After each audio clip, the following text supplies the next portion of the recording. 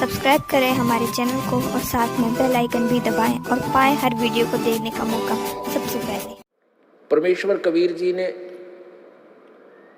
सृष्टि रचना सुनाई, वो सृष्टि रचना ये दास आपको सुनाएगा। परमेश्वर द्वारा दिया हुआ ज्ञान इस दास के वचनों में। सर्वप्रथम केवल एक ही लोक था जिसको अकय लोक बोलते हैं, अनामी लोक कहते हैं। उसमें परमेश्वर कबीर जी अकेले थे। उसके बाद उस परमेश्वर ने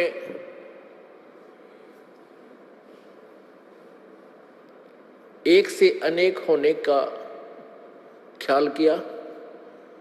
उसके लिए उस परमेश्वर ने अकय लोक से नीचे के 3 लोकों की और रचना की।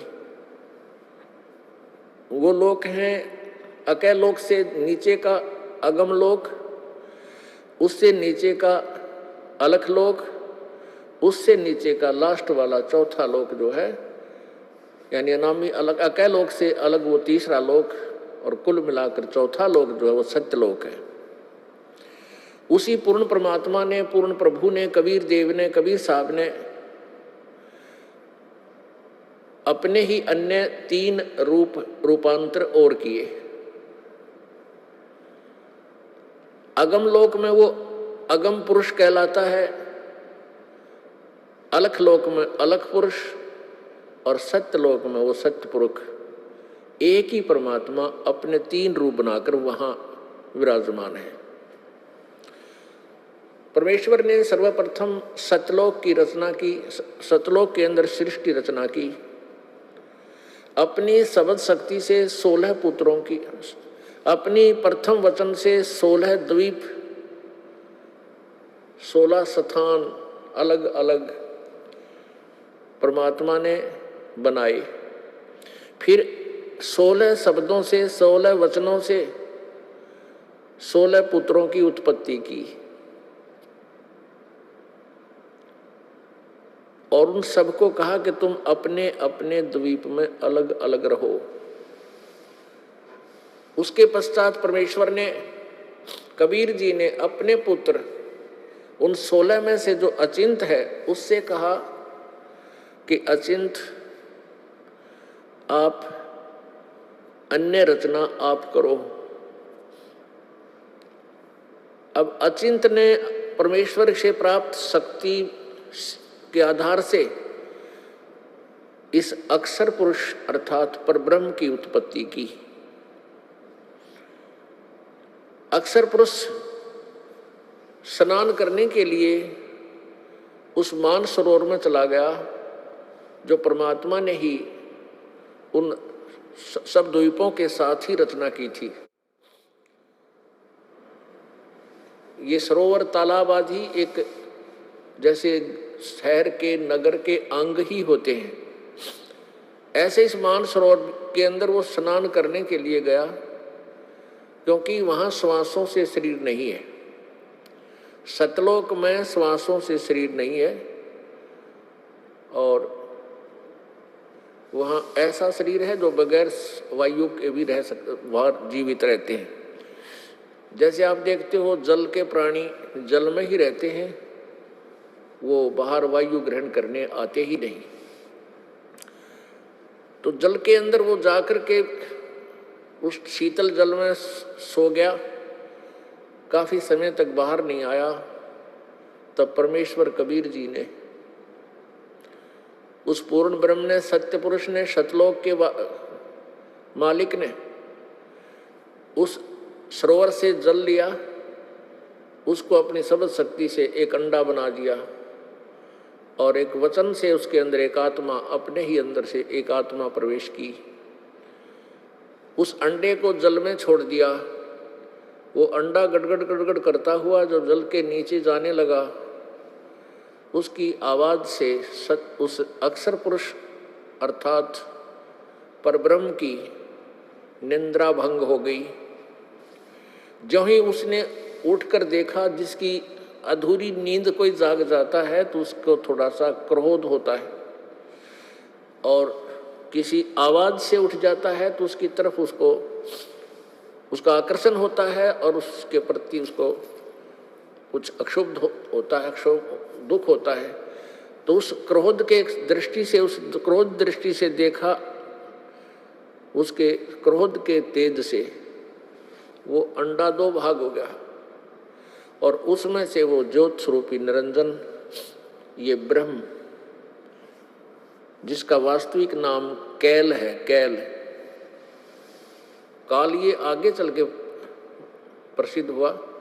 तो वो ज्योति निरंजन ब्रह्म निकला। आकाशवाणी की परमेश्वर ने कि तुम अक्सर पुरुष, तुम निद्रा में थे, तुझे जगाने के लिए सब ये क्रिया करनी पड़ी, तुम दोनों बाहर आओ। दोनों बाहर आए, प्रणाम किया। परमेश्वर ने कहा कि जाओ तुम दोनों अचिंत के द्वीप में रहो। आदेश पाकर के दोनों वहां चले गए अचिंत के द्वीप में। उसके बाद परमात्मा ने कहा कि अचिंत, तेरे बस का नहीं है सृष्टि रचना करना, आगे से सब रचनाएं मैं स्वयं करूंगा। परमात्मा ने ये लीला इसलिए की थी कि ये बालक कहीं बाद में अपना जीवन कर्म ना बिगाड़ लें, इनकी फड़क निकाल दूं, इनका भ्रम मिटा दूं कि समर्थ ही कार्य सब कर सकता है, जीव के बस का नहीं। अचिंत चुपचाप बैठा रहा, अक्सर पुरुष वहां जा करके सो गया, उसके बस की बात नहीं, इसको कैसे जगाऊं। तो जीव जीव ही रहेगा और पीव पीव ही है। परमात्मा परमात्मा ही होता है। इसलिए परमेश्वर ने कहा कि अब तुम बीच में टांग मत अड़ाना, तुम्हारे बस का नहीं है कुछ भी, मैं स्वयं ही सब करूंगा। इससे परमात्मा ने, उसके बाद हम सभी आत्माओं को, असंख्य आत्माओं को अपनी वचन शक्ति से वहां सतलोक में भर दिया। हम सभी वहां आनंद से रहने लगे। वहां कोई दुख नहीं था, कोई कष्ट नहीं था, किसी चीज का अभाव नहीं था। सब भंडारे भरे रहते हैं, काजू किस्मत सेब संतरे, वहाँ के जो फल हैं, मेवा है, वो सदाबहार बाग हैं। अमृत आहार है, अमृत ही वहाँ का जल है। और कोई काम नहीं, ये नाड़ी वाला शरीर नहीं, शुक्रम अकायम ऐसनाविरम। वहाँ हमारा जो शरीर है वो बगैर स्नायु का है और ये माता पिता के योग से बने हुई शुक्र से बना हुआ हमारा शरीर नहीं है। तो वहाँ कोई रोग नहीं, कोई बीपी हाई ना, कभी लो नहीं, किसी प्रकार का कोई शुगर नहीं, ना वहाँ कैंसर, ना फेफड़े खराब हो, ना गुर्दे खराब हो, कोई भी कष्ट नहीं, किसी चीज़ का अभाव नहीं, कोई काम नहीं, सुंदर आहार, सदाबहार बाग, हर चीज़ वहाँ उपलब्ध रहती है। चार मुक्ति जहाँ चंपी करती माया होरी दासी, दास गरीब अभय पद पर से वहाँ मिले राम अविनाशी। वहाँ जहाँ जैसे यहाँ की चौथी मुक्ति ब्रह्मलोक में जाना होता है, वहाँ पर अपने पुण्यों के आधार से कुछ दिन स्वर्ग के अंदर वो सुविधाएं जो प्राप्त हैं, जैसे होटल में जाके अपनी ही पूंजी से ये प्राणी सुविधाएं प्राप्त करता है और पूंजी समाप्त होने के बाद फिर अपने कर्म क्षेत्र में आ जाता है जहाँ वो काम करता है। इसी प्रकार स्वर्ग, महास्वर्ग, चौथी मुक्ति जो प्राप्त करते हैं यहाँ की साधना से, वो ऐसा समझो जैसा शिमला के अंदर कोई सेठ साहूकार व्यक्ति, धनी व्यक्ति गर्मियों के दिनों में 2 महीना विश्राम करावे, अपने 20-30 हज़ार रुपये ले जावे और सब अपनी जेब से खाओ पियो मस्ती मारे, बर्बाद करके वापस अपनी फिर दुकान पा बैठे, फिर कर्म करे, फिर पैसे बचावे, अगली गर्मियों में फिर 2 महीने घूमे आवे। ऐसा यहाँ की स्वर्ग, महास्वर्ग अर्थात ब्रह्मलोक तक की उपलब्धि है, प्राप्ति है, का फल है। तो परमात्मा कहते हैं सतलोक के अंदर वहाँ पर ये चारों मुक्ति सदा पड़ी रहे, कभी समाप्त नहीं हो। जो सुख यहाँ की चौथी मुक्ति प्राप्त प्राणी को है, वहाँ आपका कभी समाप्त नहीं होगा। वो आपके चरणों में इतना सुख सदा रहेगा और सदा था।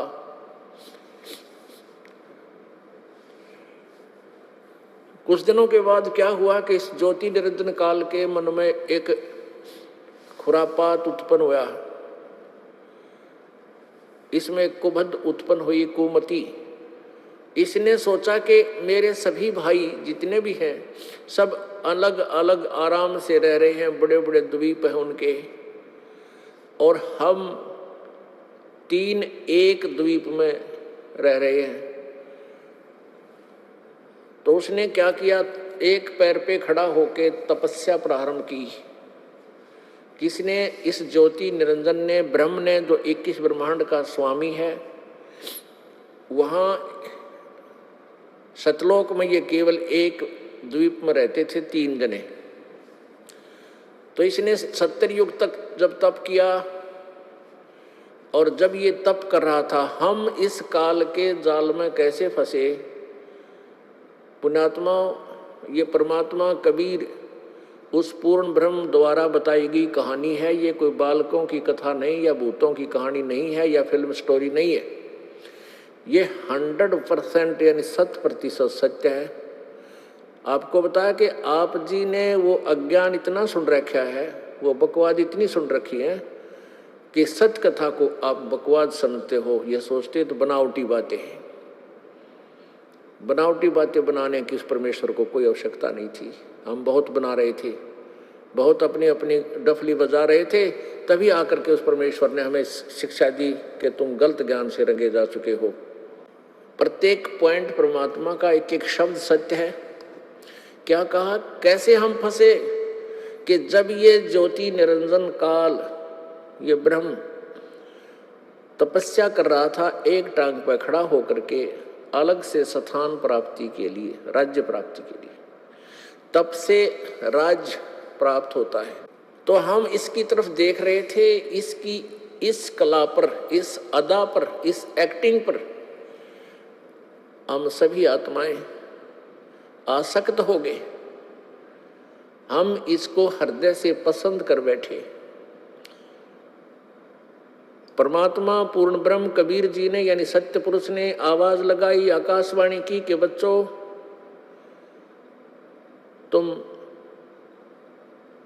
मस्त रहो, इसकी क्रिया पर ध्यान मत दो। अब परमपिता की आकाशवाणी आवाज सुनकर हम ऊपर से तो सावधान हो गए, परंतु अंदर से उसकी चाह मिटी नहीं। जब इसने 70 वर्ष तक, 70 युग तक तप कर लिया, तब परमेश्वर ने पूछा कि क्या चाहता है ज्योति निरंजन, तो किस लिए ये हठ कर रहा है। इस ब्रह्म ने, ज्योति निरंजन ने कहा कि पिताजी, मेरे लिए स्थान कम है, मुझे अलग से स्थान देने की कृपा करें। परमेश्वर कबीर जी ने कहा कि ठीक है, तुझे तेरे 70 युग के तप के प्रतिफल में मैं तुझे 21 ब्रह्मांड देता हूं। जैसे एक धनी पिता अपने पुत्र को 21 प्लाट दे दे कि ले भाई, ये 21 प्लाट तेरे हैं, क्यों रोजाना टेंशन पैदा करता है, तू झगड़ा करता रहता है, ले पकड़ अपने 21 प्लाट तू अपने अलग रख। ऐसे इसको 21 प्लाट दे दिए परमेश्वर ने, 21 ब्रह्मांड दे दिए। अब ज्योति निरंजन काल ने सोचा, ब्रह्म ने सोचा कि इसमें कुछ कंस्ट्रक्शन करूं, रचना भी हो, खाली प्लाट के काम आओगे। इसने फिर तपस्या प्रारंभ की, 70 युग फिर की, और हम और ज्यादा इस पर आसक्त होते चले गए। परमात्मा रह रहकर हमें समझाने की चेष्टा कर रहे हैं कि तुम अपने मस्त रहो, इसकी इस क्रिया पर ध्यान मत दो। लेकिन हम इतने ढीठ हो गए, अपने परमपिता को भी धोखा देने में नहीं चूके। दूसरी बार जब इसने 70 युग तप किया तो परमात्मा ने पूछा भी, क्या मांगता है तू? जो तू मांग रहा था वो मैंने दे दिया। ज्योति निरंजन ब्रह्म ने कहा कि प्रभु पिताजी, इसमें कुछ रचना की सामग्री देने की कृपा करो। परमेश्वर ने कहा कि ले बेटा, 5 तत्व और 3 गुण प्रभु ने बनाकर अपनी सबद शक्ति से उत्पन्न करके इसको दे दिए। अगले खेल ले, खेल खिलौनों से। अब इसने सोचा भी कंस्ट्रक्शन भी कर लूंगा, फिर अकेले का जी लग गया 21 प्लाटों में, तो संतान भी चाहिए, यानी मेरे साथ कुछ आत्माएं भी हों, मेरे साथी हों, मिलजुल कर वहां रहें आराम से। इस दृष्टिकोण से इसने फिर तपस्या की। उस समय इसने 64 युग तक जब तप कर लिया, तब परमेश्वर कबीर जी ने, सत्य पुरुष ने पूछा कि भी ज्योत निरंजन, जो तू मांगता था वो मैंने तुझे दे दिया, जो तूने मांगा वो मैंने तुझे दे दिया, अब क्यों हट कर रहा है, अब क्या चाहता है तू? तो ज्योति निरंजन ने कहा कि पिताजी मुझे कुछ आत्माएं दे दो, मेरा अकेले का जी नहीं लगता, दिल नहीं लग रहा। परमेश्वर ने कहा कि भी बात सुन ले ज्योति निरंजन, ये सभी आत्माएं मेरे बच्चे हैं, मेरा अंश है, क्योंकि मेरे वचन से, मेरे शरीर से ये बाहर आए हैं, उत्पन्न मैंने उत्पन्न किए हैं। ये जीव नहीं दे सकता किसी कीमत पर, किसी भी तेरी क्रिया पर और किसी भी तप से जब से मैं ये नहीं दूंगा, मैं नहीं दे सकता, ये मेरी आत्मा है। उस अंतर्यामी परमात्मा को सब पता था कि ये दूध फट गया, ये सेब खराब हो गए, और सेब खराब हो जाए तो वो सेब सेलर उस सेब को उन सेबों से बाहर दूर फेंक देता है, बाहर फेंक देता, उसको मंडी के खागड़ खाया करें, फिर पातला कुचला, कुत्ते खावें, गधे खावें। तो ऐसे हम सभी आत्माएं उस परमात्मा की दृष्टि से गिर गए, हम पतिव्रता पद से गिर गए, क्योंकि हम इस ज्योति निरंजन को अंतर आत्मा से चाहने लगे, और पिताजी के कहने के बावजूद भी हमने अपनी चाहत को वापस नहीं किया।